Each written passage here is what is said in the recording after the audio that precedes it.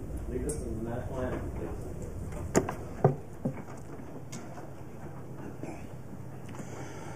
O Canada, our home and native land, true patriot love in all thy sons command.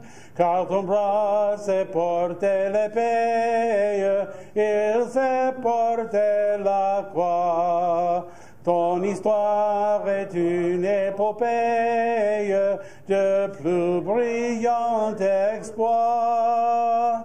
God keep our land glorious and free. O Canada, we stand on guard for thee.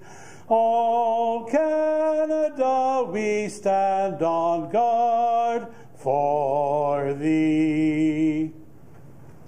Thank you very much, Joel. Very much appreciate that. Thank you, Mr. Mayor. It's my pleasure, indeed. Thank you, Mr. Mayor. None this evening. Entertain a motion confirming our agenda. Seconded by Councilor Biden. All those in favor? Again? Carried.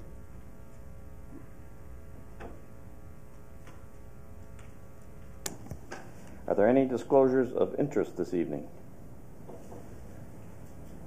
There being none, we'll indicate that. I would entertain a motion to adopt the minutes of the regular meeting of the Committee of the Whole, number 20-15, held on August 24th. Moved by Madame Desmarais, seconded by Madame Kenny. Call for the question. All those in favor? Opposed? Carried. At this time, we'd like to determine those items requiring separate discussion. Mr. Elliott. Thank you, Mayor. Item 1. Item 1. Any others? Item 4. Mr. Dance, thank you. Item 4.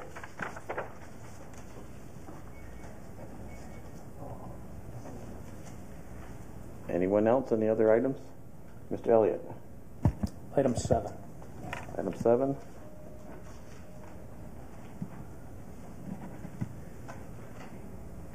Last call. Any other items?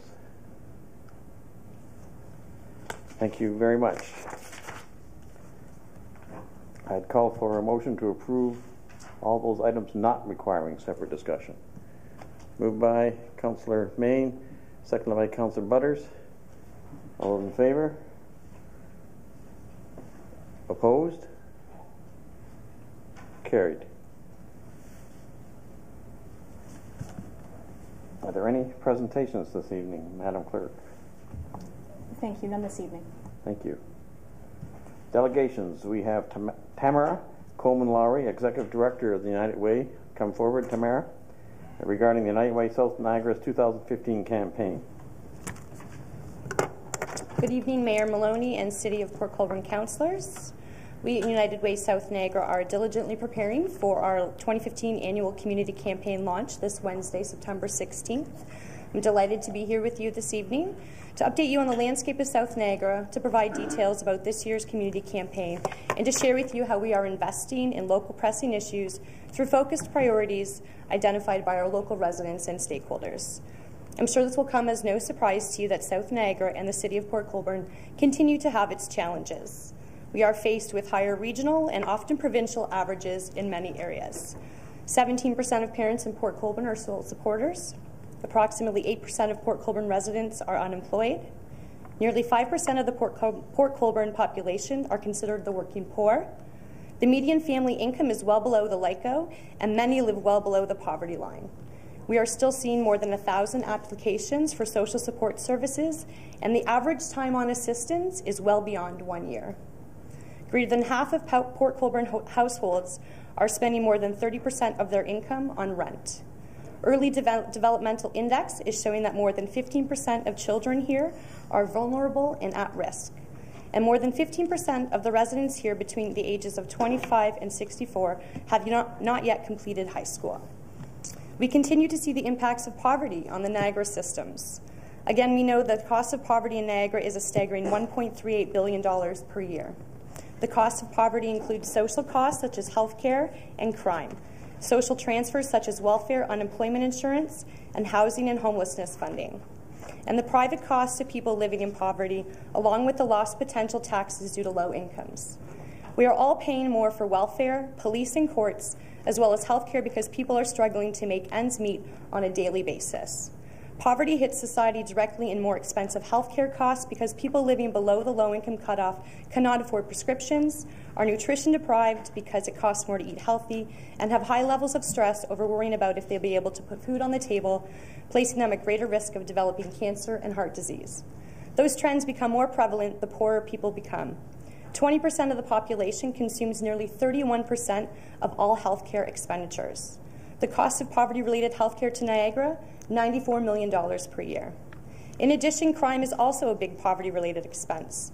There's a direct link between poverty and low levels of literacy, and low levels of literacy are in turn related to increased crime. The estimated poverty-related cost of crime in Niagara is $51 million a year. What is increasingly impacting poverty-related costs is the vast amount of lost productivity and earnings, as well as the lost potential taxes related to it. The cost attributed to this is nearly $795 million, and of that, $132.7 million was lost potential taxes. With respect to social transfer costs of welfare, unemployment, and homelessness, as well as hostel funding, the estimated costs to us are $439 million per year. So why am I sharing this with you all this evening? Because we can do better. We can collaborate, innovate, and work together to strategically invest in addressing the root causes of our community's most pressing issues. And we can do that by giving to the most efficient and effective resource development organization in our community, and that is United Way. The 2015 campaign will launch this Wednesday with our campaign chair, David D'Angelo, and he's the president and founder of Trivium Industries in Welland.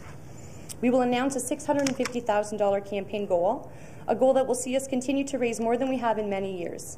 Unfortunately, it will not be enough to fund the local programs and services that are requested of us every year. To get us to that level, we will have to continue to work toward increasing our campaign goal to nearly $1 million to truly address our community's issues.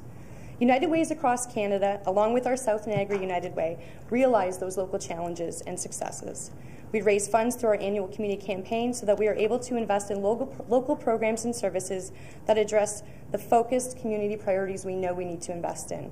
Moving people from poverty to possibility, supporting a stronger community, and supporting children and families to be all they can be. And that isn't all that we do.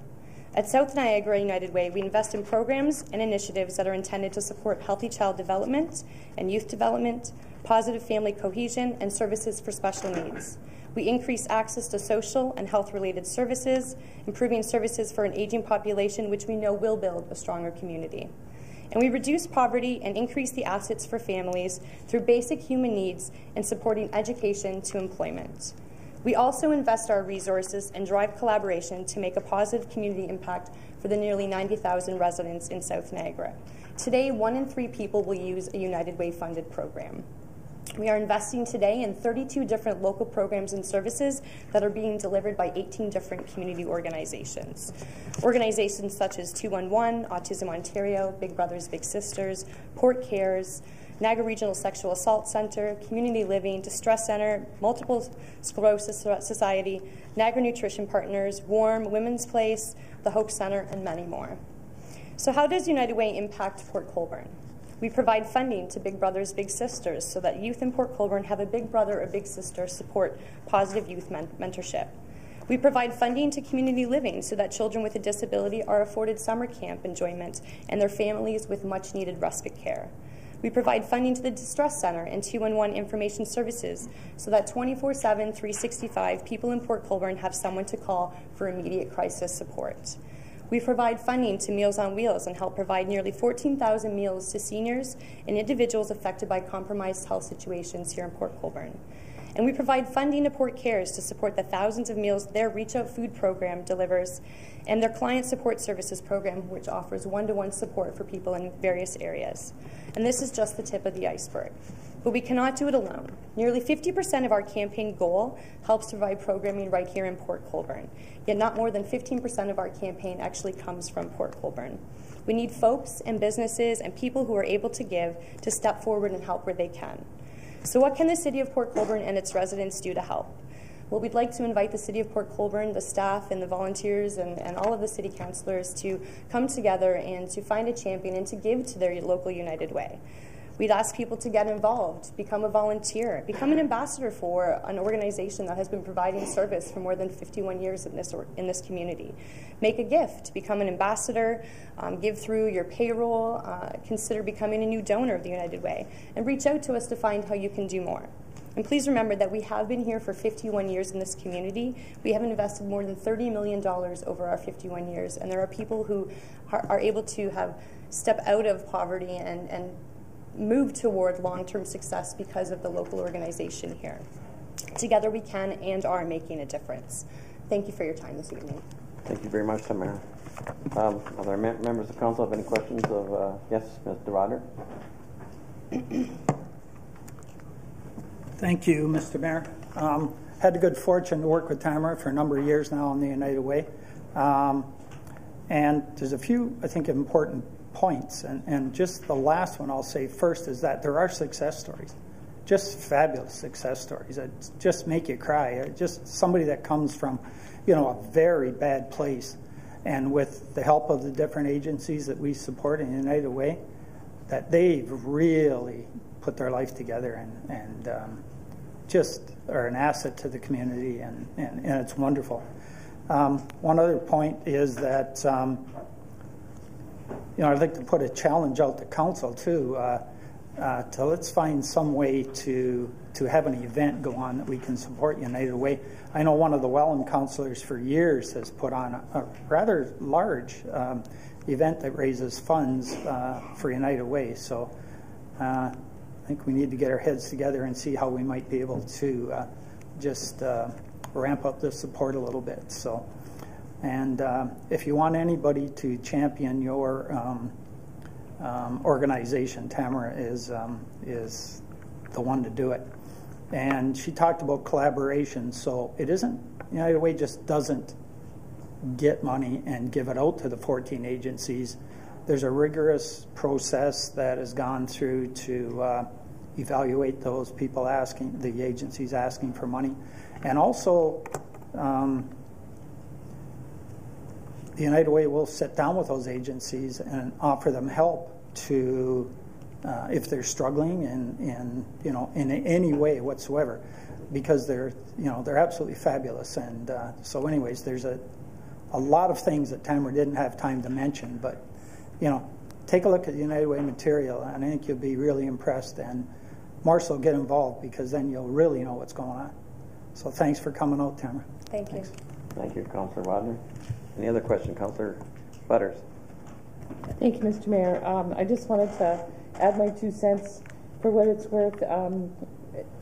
For all of you that, if you haven't done it already, it is so easy to go downstairs and do the payroll deduction thing, and you can tick off the box directing your donation to Port Colborne supported South Niagara United Way items, and it's so easy, and you won't miss a little bit each pay.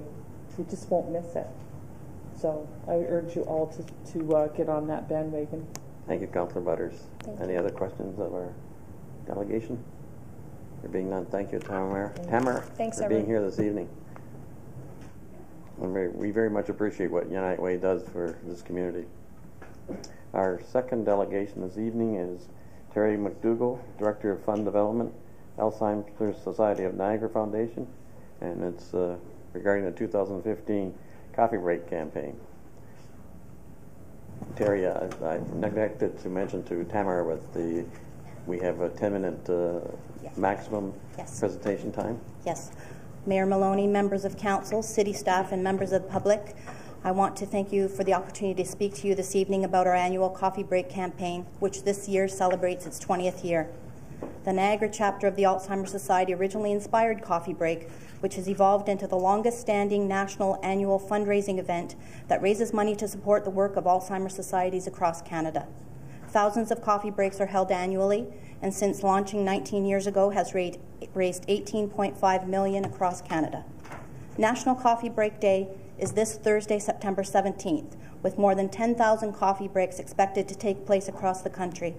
In the Niagara region, our campaign will kick off on that day with the raising of the Alzheimer's Society flag and barbecue lunch at Brock University, hosted by this year's Honorary Chair, Brian Hutchings, Vice President of Finance and Administration at Brock. Members of the Niagara Marine Industry Charitable Council will be in attendance to jumpstart the campaign with their generous annual donation. And why is this campaign so meaningful? Dementia is a degenerative and progressive disease affecting 747,000 Canadians today. While recent trials of a drug have shown promising results and could bring us closer to a drug that treats the disease in its early stages by delaying its progression, currently there is no cure. Within the next 20 years, dementia will affect 1.4 million Canadians and the family members or others who will be caring for them. Here in Niagara, there are currently over 8,800 people experiencing a progressive dementia, and unfortunately, this number continues to grow. Statistics Canada shows that 8.1 million Canadians are caregivers, and of those, 6.1 million are in the workforce.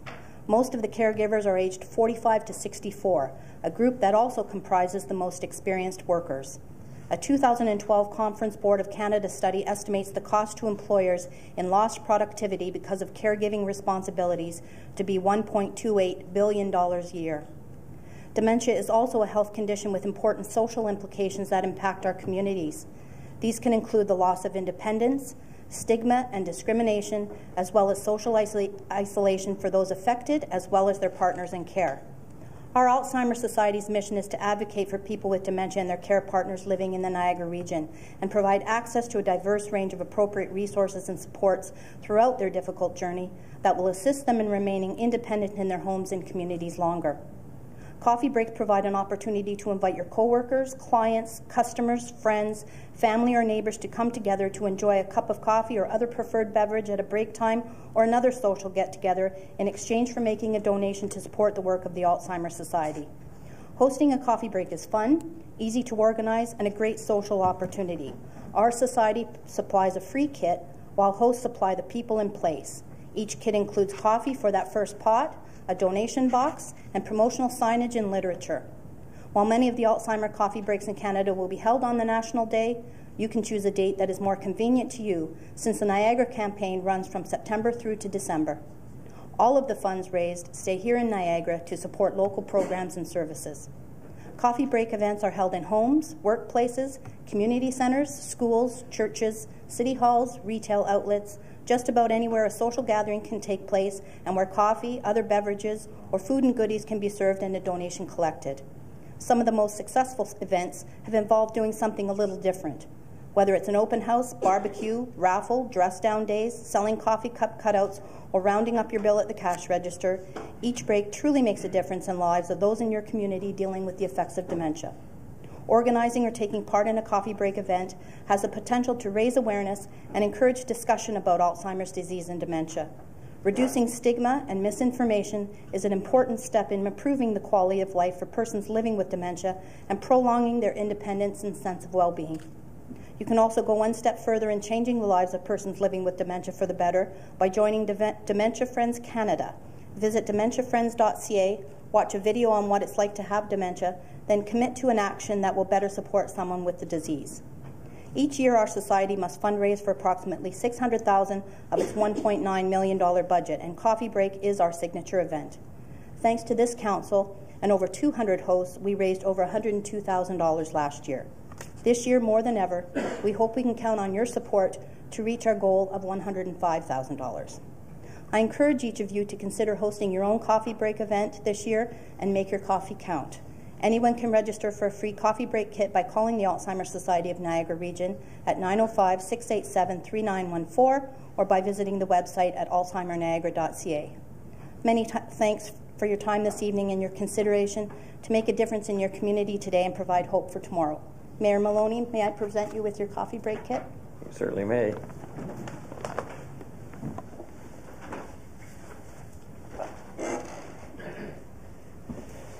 Thank you very much. We will be hosting a coffee break in early October when my right hand and left hand gets back from holidays, so she can help us organize it. But we will. Are there any questions of Terry? There being none, thank you very much, Terry. We will connect by the end of September, and certainly early October when we start, when my assistant's back.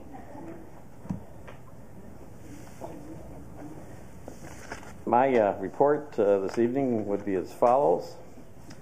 Along with Councillor Main and I, we attended the Port Colborne Historical and Marine Museum's fundraiser, the Bootlegger Ball, on Labor Day weekend on a Friday evening. It was very well attended, a successful event, and very well organized by our maritime staff, museum staff.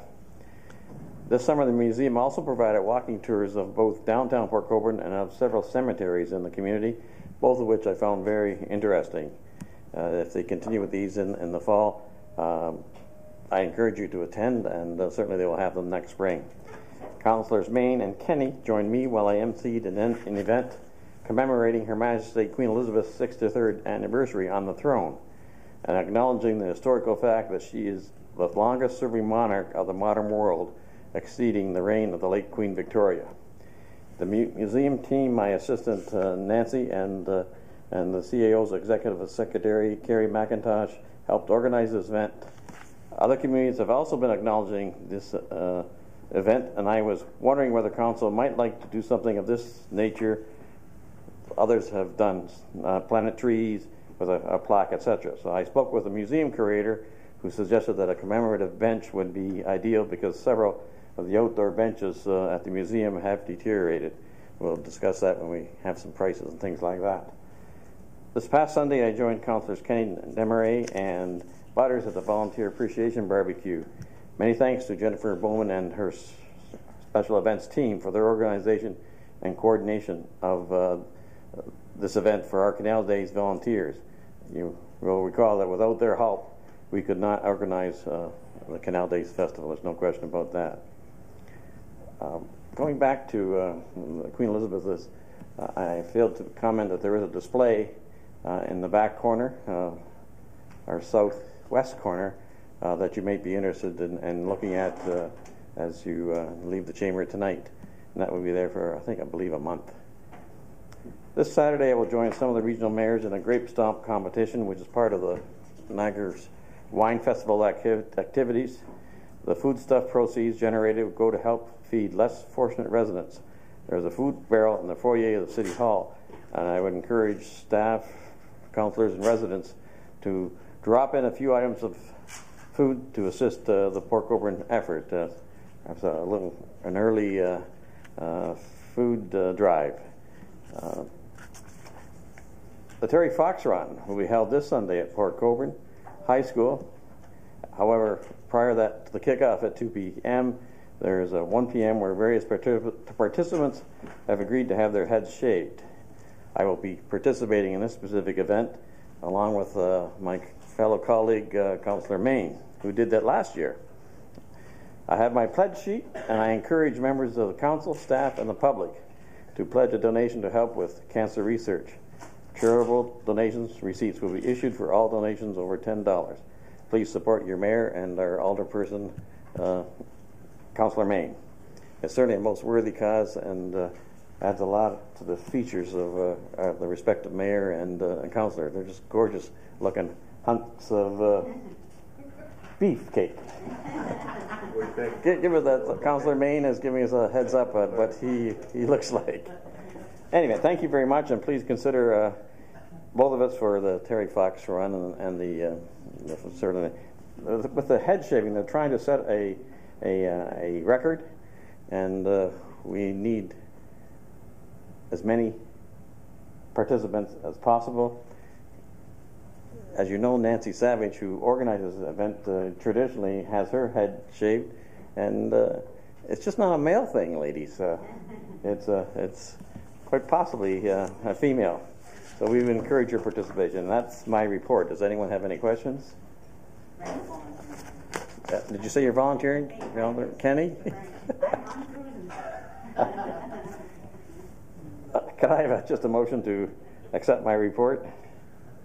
Moved by Councillor Desmarais, seconded by Councillor Kenny. Thank you very much. Next item on the agenda is regional councillors' reports. I apologize to Councillor Main for stealing his thunder, but he may have a few comments as well. I just started. Councillor Main, you have the floor. Okay, I have a couple of little issues, and I'm just going to add to what our mayor said about the world record head shape.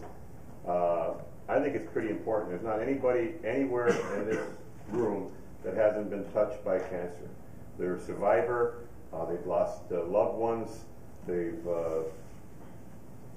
everybody's experienced. There's not anybody that hasn't. And the Terry Fox Foundation, every bit of money they collect goes back into the Terry Fox Foundation. By the time you deduct the stamps and mailage, you use about 99% of all the money collected goes back into cancer research. So that's pretty darn good, I think. Like the mayor said, at 1 o'clock is the head shave, and for those who are follically challenged and need every bit of hair to get them through the winter, they can run at 2 o'clock.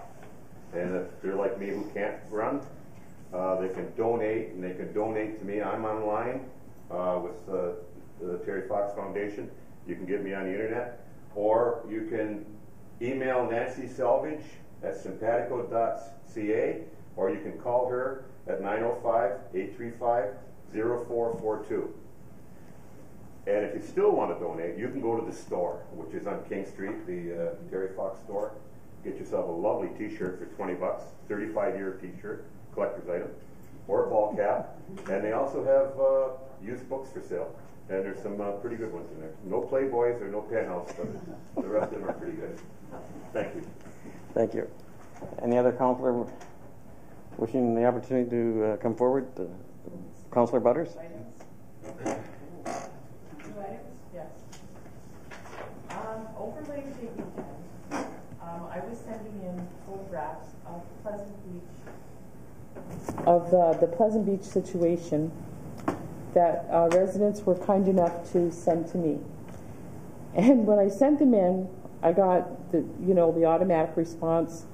This one's not here. Like nobody's home. Like nobody.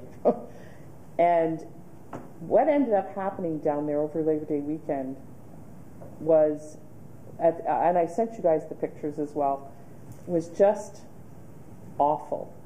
That's the only word for it. It was just awful. I think we dropped the ball in terms of not having enforcement down there periodically over that weekend, whether it be Saturday, Sunday. I think if there would have been some enforcement down there, it may have alleviated some of the problem. Certainly people may have thought twice before parking where they shouldn't, between garbage and vehicles being where they shouldn't be, and watercraft in the water that was, from here to me to Angie, away from kids in the water. It just terrible situation, and I don't know that we can fix it all, but boy, I'm telling you, the fact that it was just kind of ran rampant for good parts of that weekend. I mean, here we had like this beautiful sunny end of the summer weekend, and I don't know if we don't have the flexibility in terms of one of the emails that Dan Aquilina sent after the weekend was that staff is scheduled prior to like in advance, right?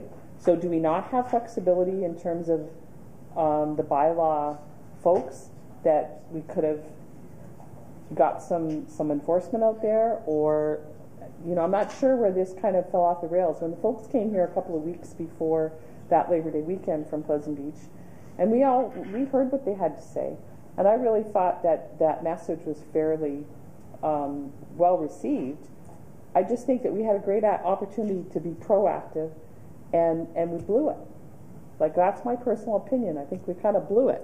And in the meantime, you know, this is one of the items that you know, one of the people, thank goodness she didn't poke into, you know, in the sand, right?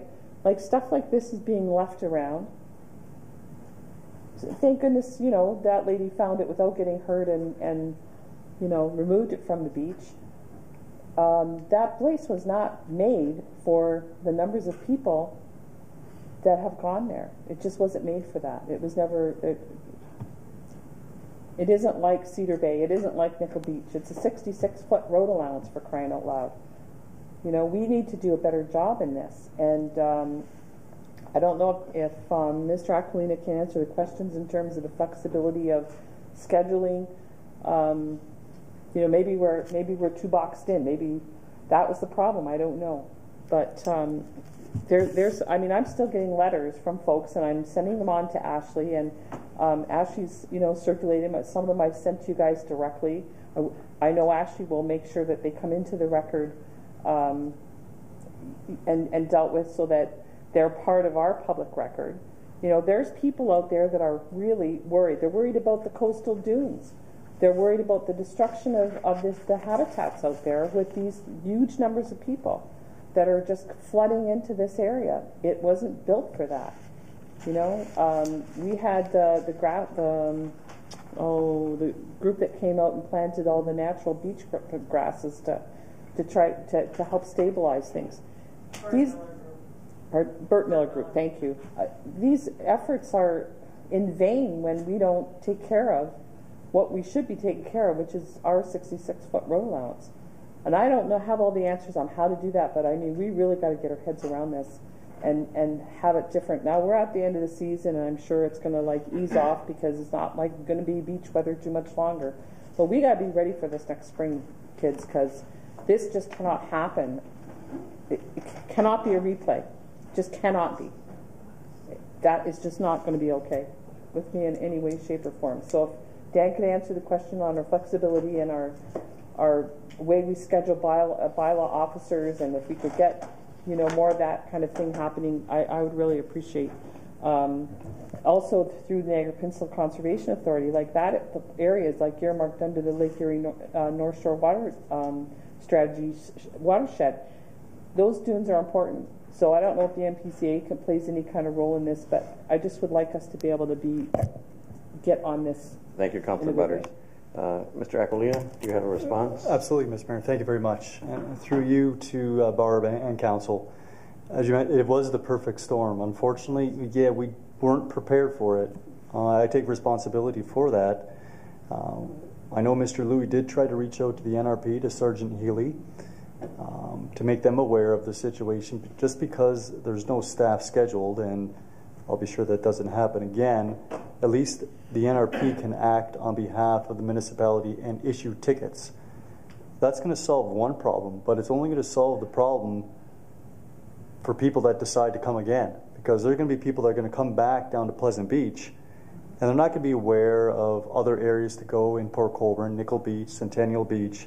So as part of the off-season, what we're going to do, we're going to put signage, not only down Pleasant Beach Road, but other locations, directing other visitors that there's more areas to visit in Port Colborne. So that's one thing we're going to do. The other issue, I went down there and the signage was not properly in place. So at the time it was difficult. We couldn't issue tickets, because if we issued tickets and someone fought the tickets, we would have to discard them, because the signs weren't following the bylaws that council had put in place going back many years. So that has been done. Operations staff have corrected that. They've cut back the trees so people could see the signs. There's been new signage put up. Parking enforcement is now aware of this area being more required for patrol. I know we're down into the off season yet, or now, but it'll be something that in the future this issue won't happen again. For coverage under our contract with the parking company, in order for us to get someone there on weekends, there's just an extra cost to that. And the parking control is only part-time, so it might be something that council can look into come in the future for budgeting purposes. But my belief is that, you know, the situation down there won't get as severe or dire as it did recently, so I apologize to council. Any other comments from council? I certainly, Councillor Main. And Dan is right. It was a bit of a perfect storm. But having said that, I had the opportunity to drive. I drove down Thunder Bay Road on the weekend a couple of times, and I noticed that all the road allowances that come onto Thunder Bay Road, which is in Ridgeway and Fort Erie in that area, they don't have as many as we do. It doesn't appear they do. Anything coming from to the south to Thunder Bay ends up in a private driveway directly across the road. So years ago, they must have taken that road allowance and sold it to people. And where there are road allowances, like at the end of Windmill Point, and I think the other one is Burley, if I'm not mistaken, there's a washroom, portable washroom, and garbage cans set up on the road allowance. Now, the beach isn't near as pristine as what we have at Port Colborne, but still at the end of the road allowance is porta potty, whatever you want to call it, and garbage facilities. So that doesn't solve the problem at Pleasant Beach, but I just thought I would bring that up, what Fort Erie does. And they seem to have eliminated a lot of their road allowances to the lake. And it's probably been done over the last 100 years, I don't know. So that's my observation. Certainly during our budget deliberations, we were going to have to increase the funding for these problems and take a proactive approach in January, not at the end of the summer, certainly before the summer season starts, and be well prepared for what may come forward. Ticketing may not cut it. We may have to end up starting to tow, and soon enough people will get the message. And also the practical solution is to divert as many people as we can to some of the larger beaches, predominantly Nickel Beach. It's a good beach and can service a lot of vacationers and members of our community and beyond. And we're going to have to be proactive to divert people who want to enjoy themselves, and we want them to enjoy themselves, but 66 feet is not very large at all. And it concerns me of watercraft being in there where young children are swimming. I'm not sure that we as a council can control that, but we'll speak with those parties who would be responsible, even whether it's have to go in the provincial government. In any event, I do have two letters that have been sent into City Hall, provided to the clerk, one from Tina Chavez Pacheco and another one from Marietta Souza, which I'll provide to the clerk, and hopefully that will be part of our minutes, Madam Clerk. I just received another one late today that I'll send over to Ashley as well. So. Thank you very much. Any other comments on this issue or other issues? Councillor Desmarais? I have another item, not related to this issue, and that is we will be entertaining a motion regarding the Weir Bridge this evening. But before we get to that, it brings up the point that there is a potential to generate electricity in the Weir Canal. The Seaway Corporation has a generating station at Lock 8, just south of the Glendale Avenue Bridge, and Horizon has a generating station at 12 Mile Creek in Port Dalhousie, and they're also investigating putting another one on 12 Mile Creek just by Hotel Dieu Hospital. I'm thinking that this is an opportune time, if the Seaway were willing, to put a generating station in the Weir, and considering they're already going to be working around the bridge, the timing might be right, and I'm asking if staff could send a letter to the Seaway asking them to consider this. Mr. Hanson, could you address that issue? Thank you, Mr. Mayor. I can just say, and we'd be happy to send that forward to the Seaway Corporation. This issue has been looked at in the past on a number of occasions. We've been advised in the past that the hydraulic drop at that location, being only a meter or 1.1 meters, is not sufficient to generate electricity, but if they wish to revisit that, we could certainly send that letter to the Seaway and ask for their consideration on it. Why don't we suggest that? Technology may have changed, perhaps could be sufficient at this time. Okay, thank you very much, Mr. Hanson, and thank you for that suggestion, Madam Desmarais. Okay, at this time, if there are no further comments or questions, then we'll move on for items, committee items for consideration. Item number 1, Councillor Elliott.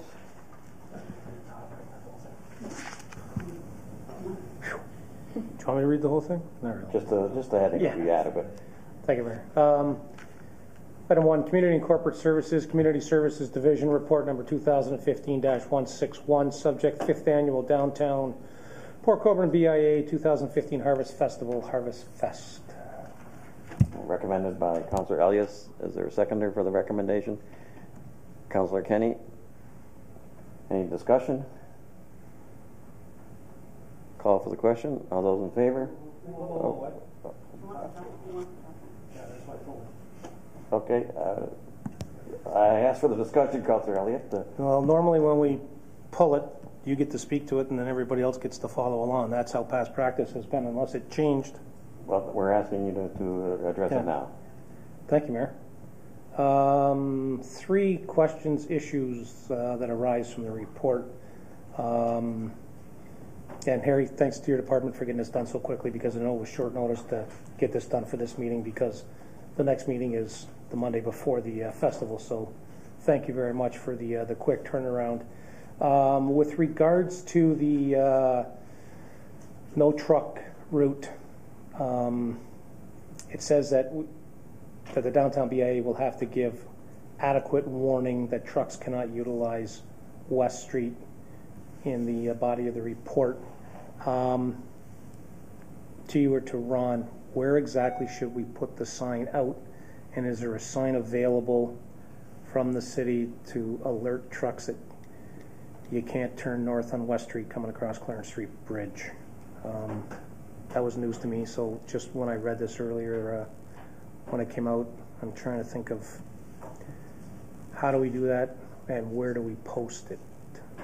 It says engineering and operations. If you go to the second paragraph, regard to closures on Clarence and diverting traffic onto West, north of Clarence. This section of West is a no truck route due to the current structural nature of the Seaways bridge deck, which is the actual supporting structure of the West Street road surface. Additional signage will be required well before the road closure for Clarence in order to warn drivers that West Street cannot be utilized. So I'm just trying to think how, where.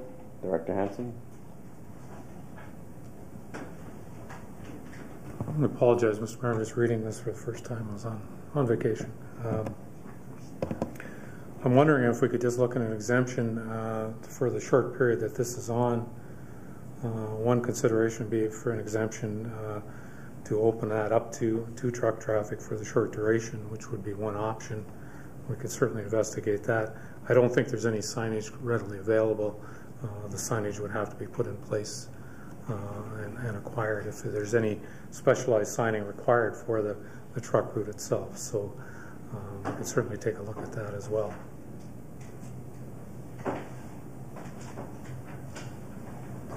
Yeah. That is.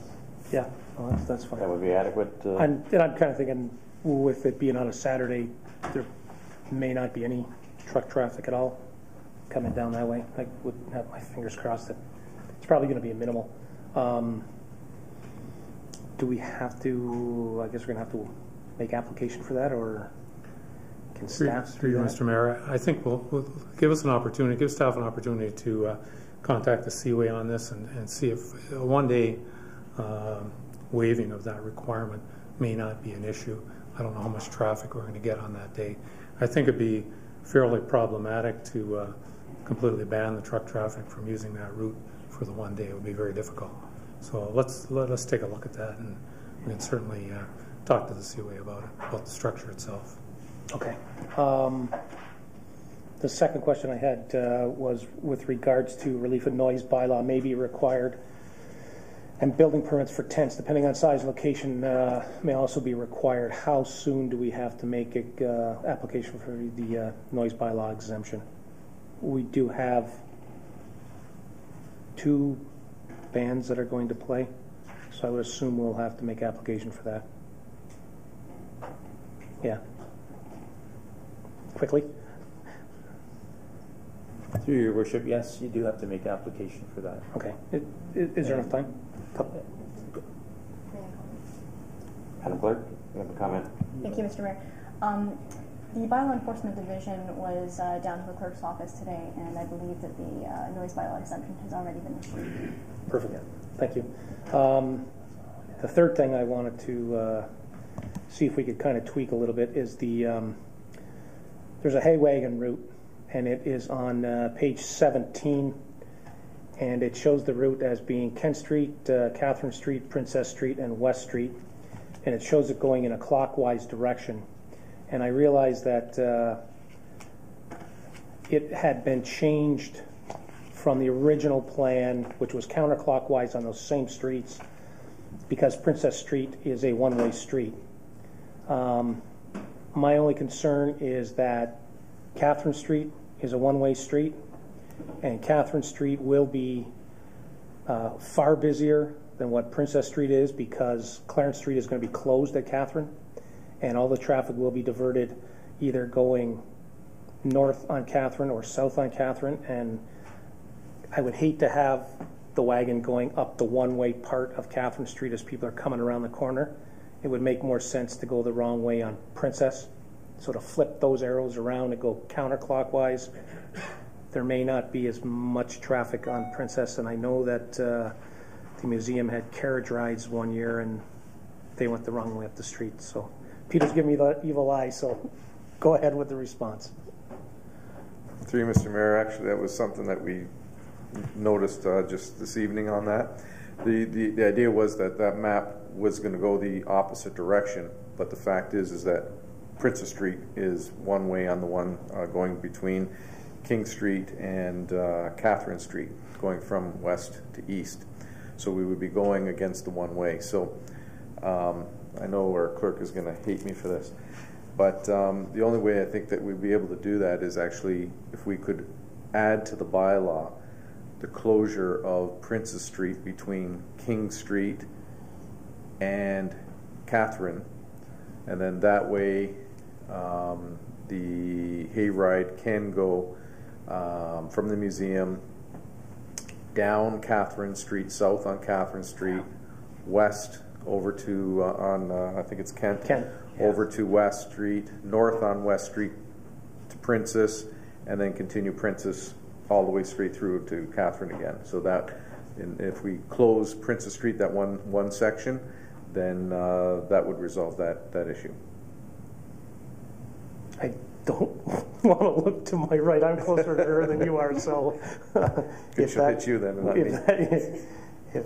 So that would be the only, we'd have to have that amendment added, just that as a friendly amendment, I guess, to the bylaw.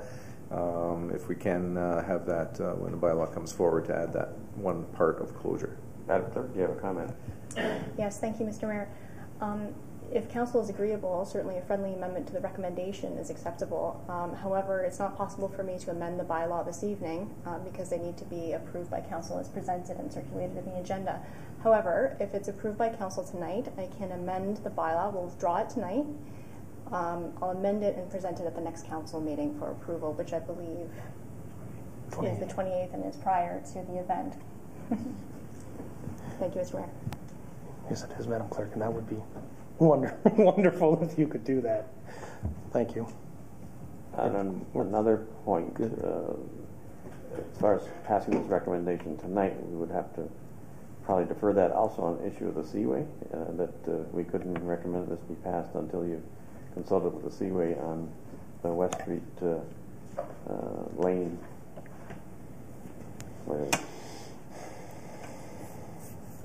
We will try to get a response back as early as tomorrow, if that's sufficient.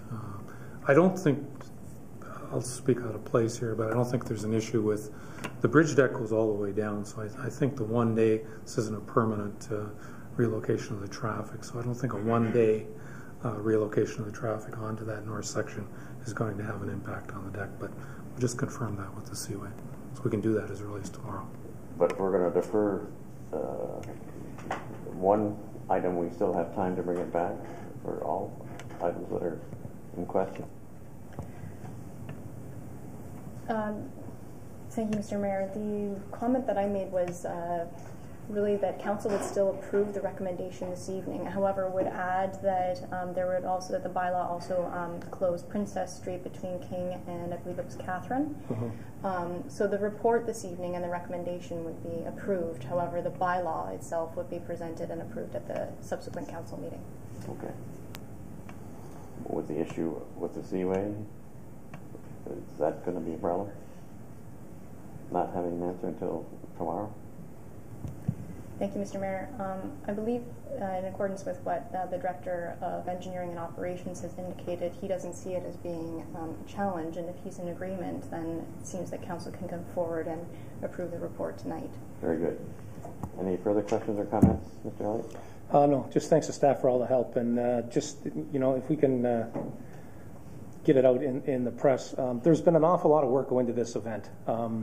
This event has grown over the 5-year life of it, and this year it's going to be, it's a week early. Normally we have it on the Thanksgiving weekend, so it's a really busy weekend in Niagara, Thanksgiving, especially with Balls Falls, Vineland having their craft show and whatnot. So the committee decided to move it back a week and make it October the 3rd. They've got great feedback from a lot of the merchants downtown. They're trying a few different things to drum up some interest in it and attract more people. There really has been a lot of work. There's been a lot of hours go into this. We're hoping that it's, now I won't even say hope, this will be way bigger and much, much better than it has been in the past. It will continue to be minimal cost to anybody coming. There still will be the photos, courtesy of Bogio. There will be some extra events. There will be some vendors that will be in town. This has got the makings of another premier event in the city of Port Colborne, and the BAA should be commended, downtown BAA should be commended for moving forward with this. This should get some traction and get some people to come into town to visit us, and have some people sit up and take notice that we've got another event that has the opportunity to grow into something much larger. So if you're all around on October the 3rd, please come down and support your local merchants and support this great event. And I just want to, again, thank staff for all their help on this. Thank you. Mr. Elliott, any other comments or questions? Just perhaps a question to Mr. Hanson. And the request was also for a closure of the Market Square. If the event is perhaps will be as busy as you've indicated, Councillor Elliott, losing the Market Square, or is that going to adversely impact the traffic that we're going to have downtown?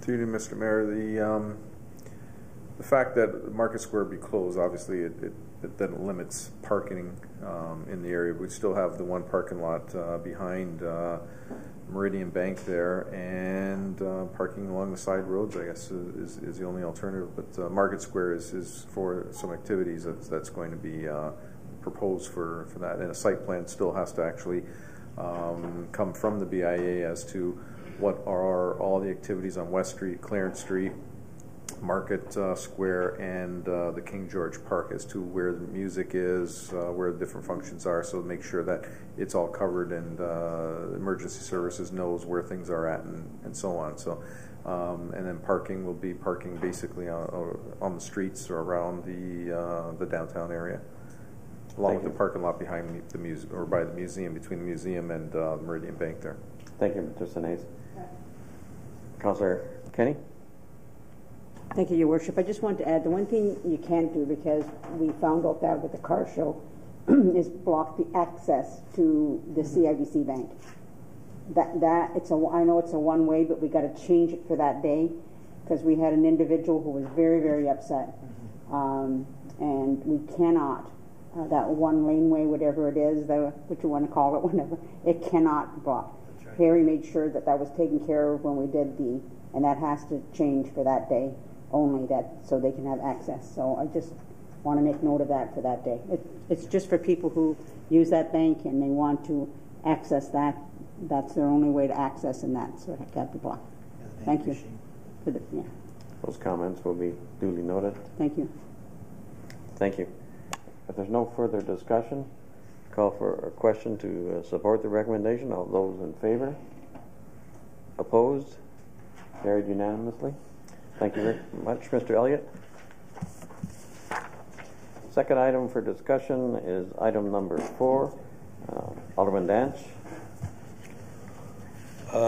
Engineering and Operations Engineer Individual Report number 2015-155, subject Weir 8 Rehabilitation and Main Street West Road closures. You're moving that we accept this recommendation. Is there a seconder for that? Councillor Desmarais? Councillor Danch, do you wish to comment? Yes, please. Read the report, of course, and I spoke with some of the merchants down there, and of course one of the things they are echoing is why wasn't it done before? And of course it's in the report saying that that was then and this is now. So you know, merchants are disappointed, to say the least. One thing I'd like to ask Mr. Hanson, if I could, we've got a bridge that's not accessible, and we've got lights in different areas up on Main Street there, basically being Main and King, and I just wonder if possibly instead of making people wait for something that's not going to happen, that we could maybe possibly make these lights flash yellow on King and red on Main, since anybody heading east on Main Street would be looking at Auto No Parts, Sambo's, and Pat's Barbershop and things like that. And not to say that it's limited, but there's only so many people going that way. We do have the truck traffic that would be coming up King Street, and if these Trimac trucks, Sinclair's trucks, and the out-of-town guys could maybe move along, it might save some of the congestion that could possibly happen.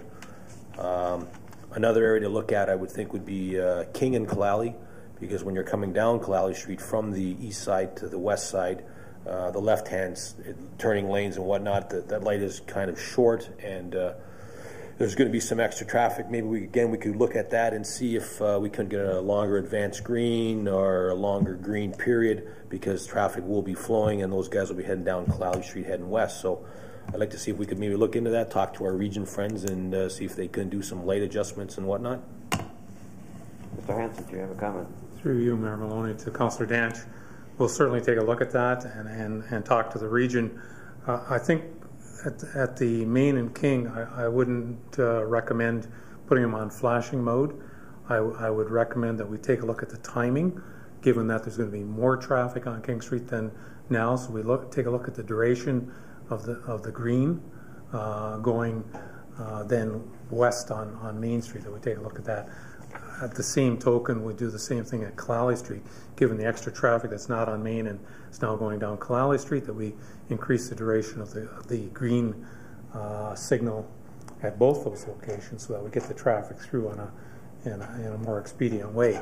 The trouble with flashing signals is that there's still going to be some traffic movement, as you said, to the merchants which are east of King Street. And I think in deference to them, we should leave the signals in an actuated mode and just increase the duration. So I'd be very happy to take that recommendation forward to the regional traffic signals people and ask them to take a look at that and try to make an estimate on what the volumes may increase to in those two directions to make the traffic move better through those two intersections.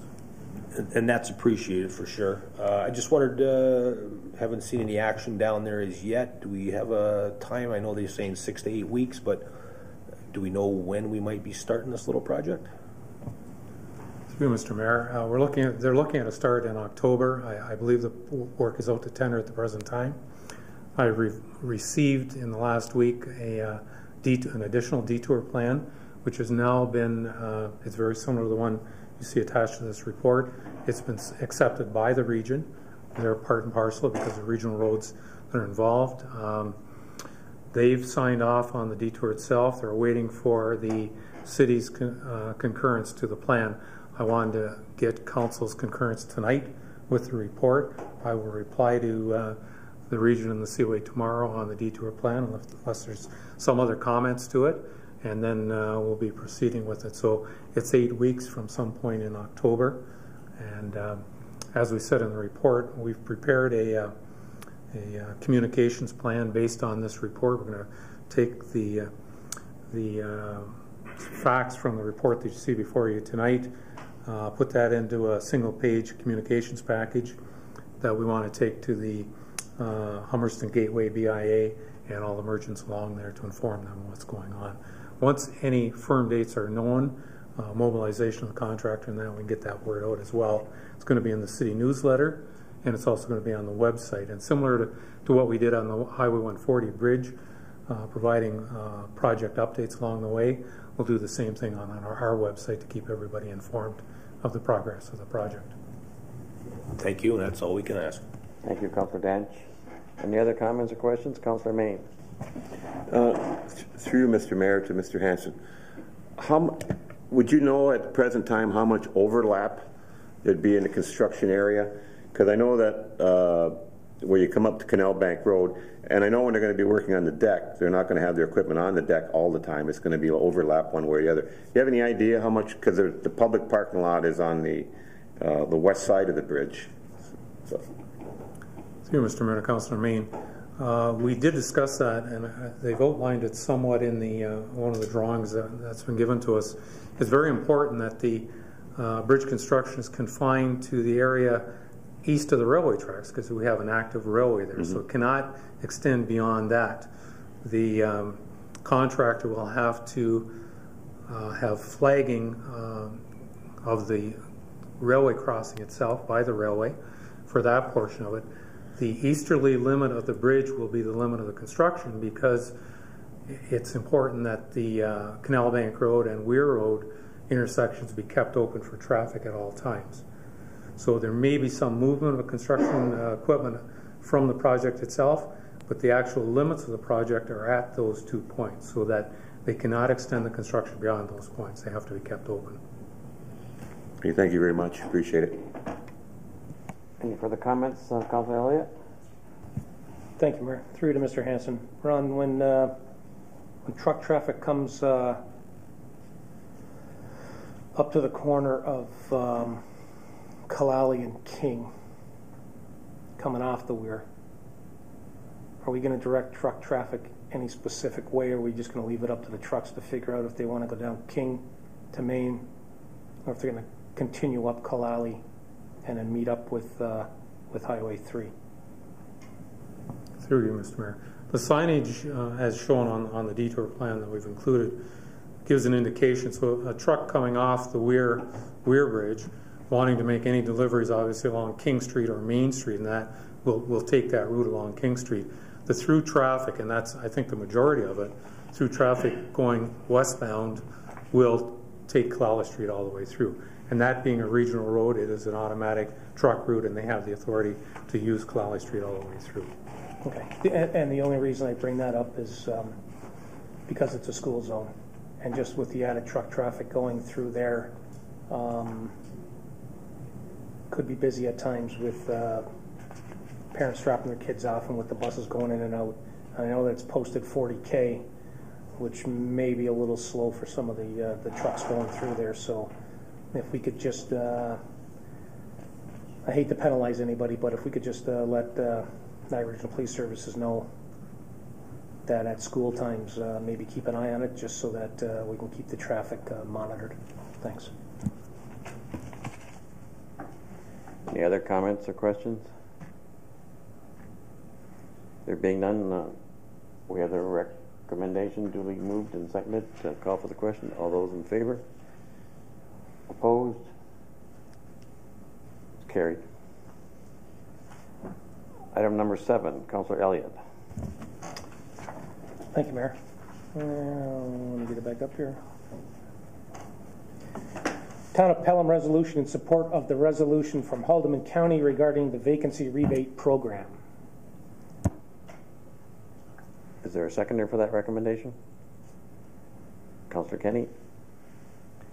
Councillor Elliott, you have a comment? Yeah, thank you, Mayor. When I read this, I couldn't believe it. And I thought, you got to be kidding me. Whether it's through the business owner or the, I'm going to take it if somebody's on strike, it'll be a unionized environment, whether it's the union on legal strike or the property owner or the business owner locking out their employees. They've applied for a vacancy reduction in their taxes, which absolutely floors me that the government would even consider something like that. And it brought up a question to me. It says here minimum of 90 consecutive days.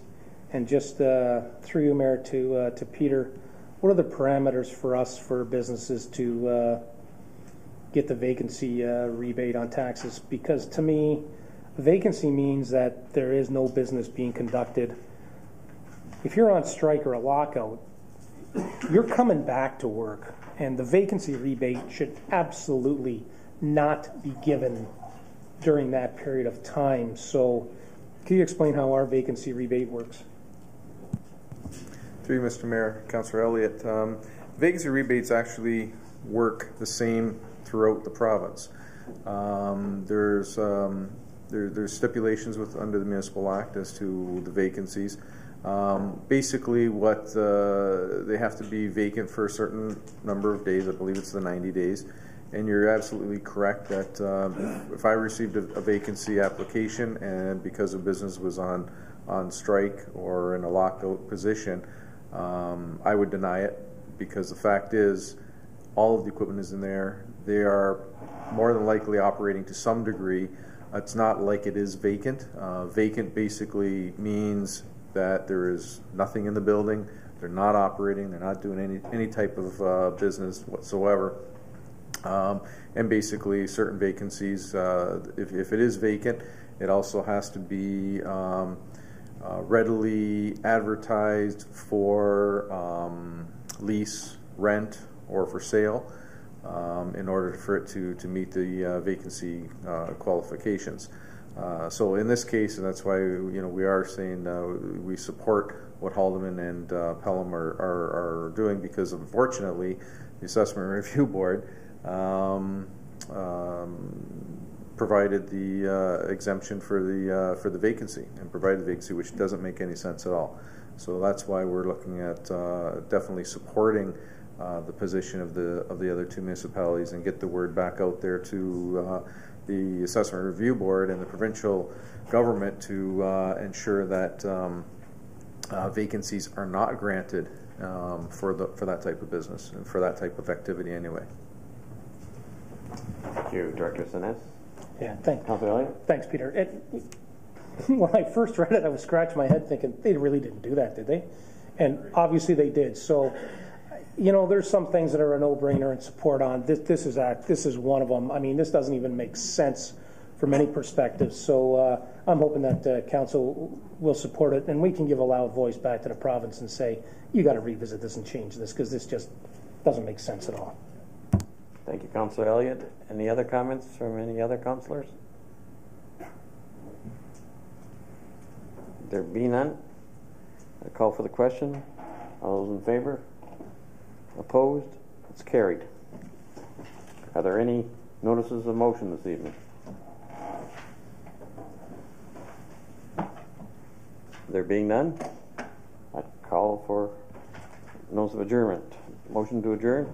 All those, Councillor Butters, seconded by Councillor Desmarais. All those in favor? Carried. Meeting adjourned. Call to order the regular meeting of council, meeting number 2615 for Monday, September 14th. Are there any addendum items, Madam Clerk? Thank you, Mr. Mayor. One this evening, and that is in accordance with the friendly amendment during the Committee of the Whole meeting. The bylaw associated with the Harvest Festival has been withdrawn and will be presented at the next council meeting. Thank you, Madam Clerk. Can we have a motion to confirm the agenda? Moved by Councillor Butters, second by Councillor Kenny. All those in favor? Opposed? Carried. Any disclosures of interest this evening?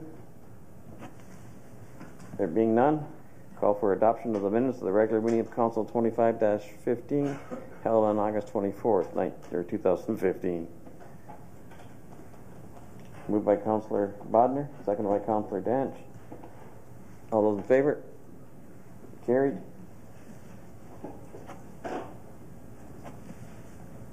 Determination of items requiring separate discussion. Are there any this evening? There being none, call for the approval of items not requiring separate discussion. Moved by Councillor Butters, second by Councillor Kenny. All those in favor? Opposed? Carried. Proclamations tonight. Madam Clerk.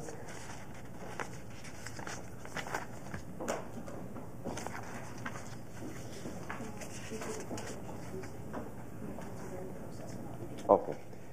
The clerk has advised me in the new process we will not have to read these proclamations. So we have Proclamation A, Waste Reduction Week, being October 19th through the 25th, 2015. Perhaps a call for a motion to approve that. Moved by Councillor Kenny, second by Councillor Butters. All those in favor? Carried.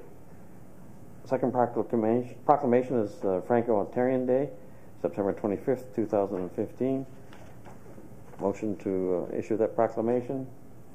Moved by Councillor Bodner, seconded by Councillor Kenny. Call for the question. All those in favor? Approved. Carried. We have minutes of the Board of Flavors Advisory Committee meeting of July 14th, 2015. Could I have a motion to approve those minutes? Councillor Kenny, second by Councillor Danch. Call for the question. All those in favor? Opposed, if any? Carried. Consideration of bylaws this evening.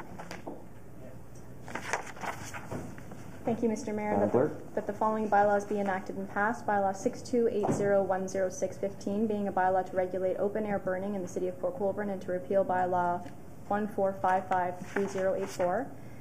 Bylaw 628210815, being a bylaw to appoint members to the Port Colborne Public Library Board. And finally, bylaw 628310915, being a bylaw to adopt, ratify, and confirm the proceedings of the Council of the Corporation of the City of Port Colborne at its regular meeting of September 14th, 2015. Call for a motion to approve those bylaws. Moved by Councillor Butters, second by Councillor Elliott. All those in favor? Opposed? Bylaws are carried. At this time, I would like a motion to go into closed session in order to address the following matters. Minutes of the closed session portion of the August 24th, 2015 council meeting. B, correspondence from Sarah Premise, Solicitor Sullivan Mahoney, dated September 10th, 2015, concerning the future ownership of Port Colborne Hydro, Fiber and Energy, pursuant to the Municipal Act 2001, subsection 2392F. Concerning advice that is subject to solicitor-client privilege, including communications necessary for that purpose. C, Community and Corporate Services Clerks Division, Report 2015-159, appointments to boards and committees, Port Colborne Historical and Marine Museum Board, pursuant to the Municipal Act 2001, subsection 2392B, regarding personnel matters about an identifiable individual, including municipal or local board employees.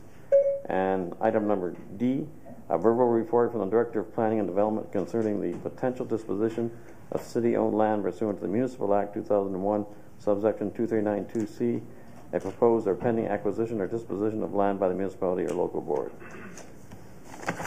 Could I have a motion that we move into closed session? Moved by Councillor Elliott, second by Councillor Butters.